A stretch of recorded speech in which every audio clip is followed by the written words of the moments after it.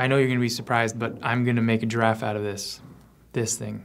Sometimes I feel like the creation of something is more meaningful than the result, the process. And in this case, this is literally the definition of that.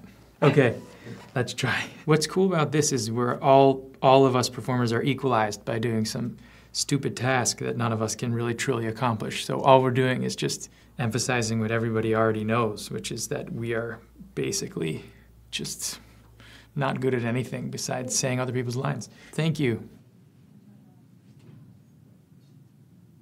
My favorite one I ever wore was no Halloween costume because essentially that's my job. My job is to just dress up like almost every day is Halloween, like on this photo shoot, but then also just in characters I play. So what people don't really know, which I'm always surprised at, is why actors are excited about Halloween, because they live it every day. I think maybe I was just traumatized by my costumes that my dad helped me create when I was a kid. My dad worked with Red Grooms, the artist, so he designed all these really outlandish things made out of cardboard for Halloween that I wore and were torturous. He made a house, and the house had rooms in it. They were all lit up by Christmas lights, and each one had a different scene. Like one scene where people like fighting, the other one was someone was reading to a child, and there was all different people were eating dinner downstairs. And the house fit on top of my head, and I could look out one of the windows. The chimney was where you put the candy, right? So I wore it on my head, and then I had a backpack with a battery pack, no joke, with all that lit up all the lights in the house.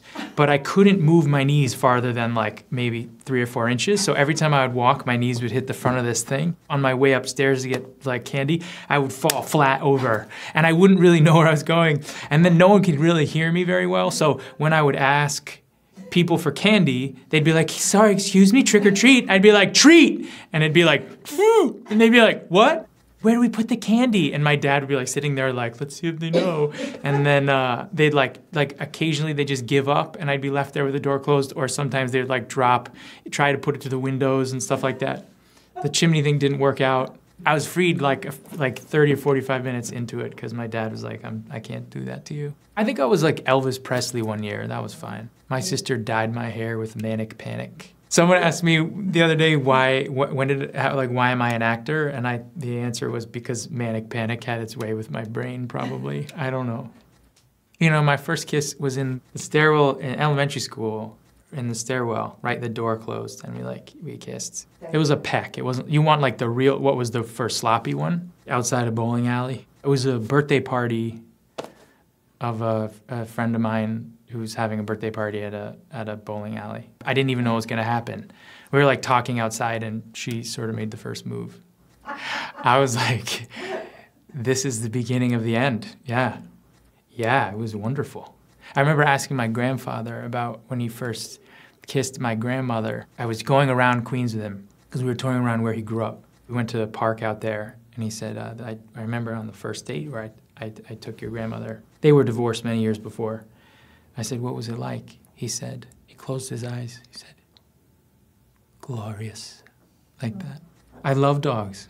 I just love them. They're so playful. They bring that out in us if we allow it. I don't think I'm that playful generally. I need to be reminded of it, so they remind me of that. When I housebroke my dog, it was like probably one of the proudest moments I've had in the past 3 years, you know? It was like such tremendous triumph. Every 3 hours taking my dog out to pee from his crate, and then finally one day I didn't have to. It was like, it was amazing. It was truly, truly amazing. Yeah, those are the little things. What was your first pet's name? Rosie. Now everybody knows every code to every one of my passwords. Fuck. Every fucking code. What was the first street you lived in? What was your first pet? I'm like, fuck. The first street I lived on was Norton. So you're Rosie Norton. Yeah, my porn name? Yeah. Your porn name. Is that what it is, right? Yeah, is that what you're gonna ask? Rosie Norton. Yeah. I mean, right? It's always good to be friends with the cops. I actually recently, unfortunately, got a speeding ticket, which I was like, watch this, it's cool. I got this. And then it was like, license registration, please. I was like, but I mean, buddy. He was like, license registration. I was like, I played a cop. He's like, go fuck yourself. That didn't help. I get the nod. At least I get the nod. I still got the fucking ticket, but I got the nod.